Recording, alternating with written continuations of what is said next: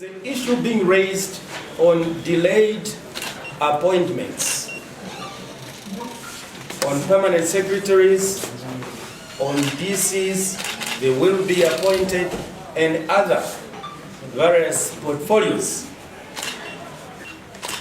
As a party, we are aware that government is doing what they have to do in line with their mandates to ensure that all these various portfolios are filled in accordance with the expectations of the people.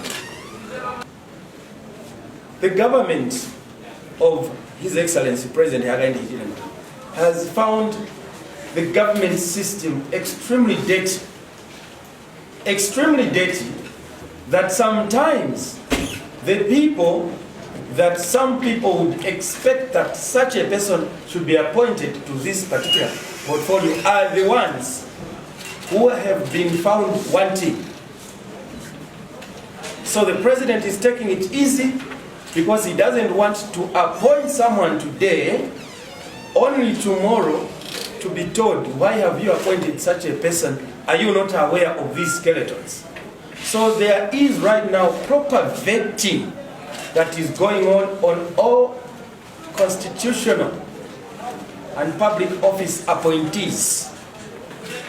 So we are asking for patience from members of the public for the right thing to be done, that the right appointees get appointed.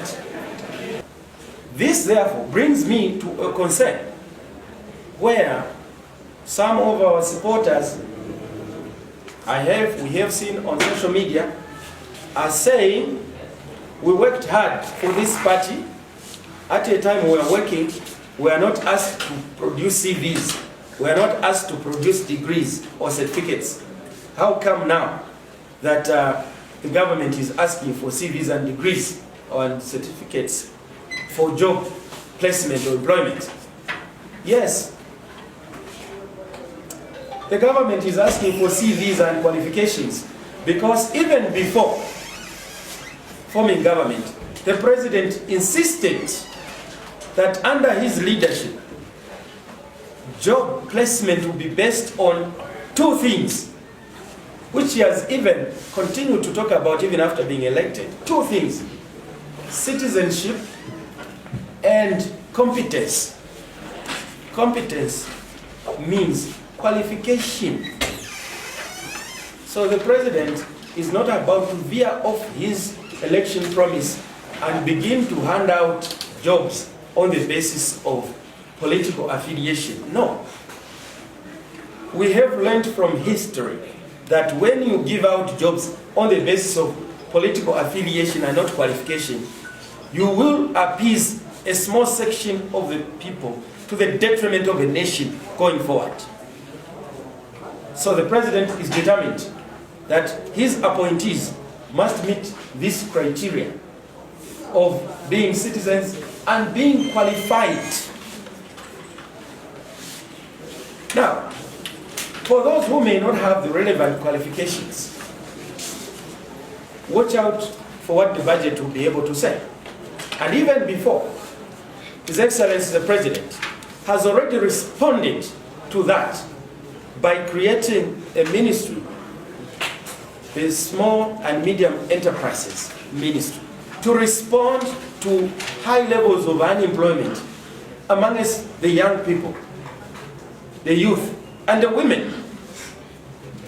This ministry has been created to respond to the need to dismantle high levels of unemployment amongst the young people, the youth, and the women.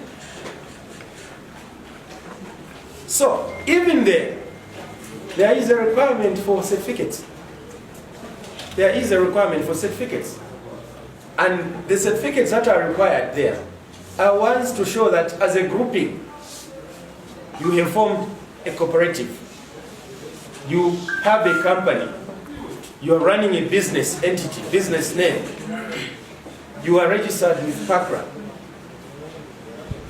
or such certification, so that we don't use taxpayers' money to go and hand out to supporters or cadres in the like manner that the Patriotic Front were doing, which got them voted out of power.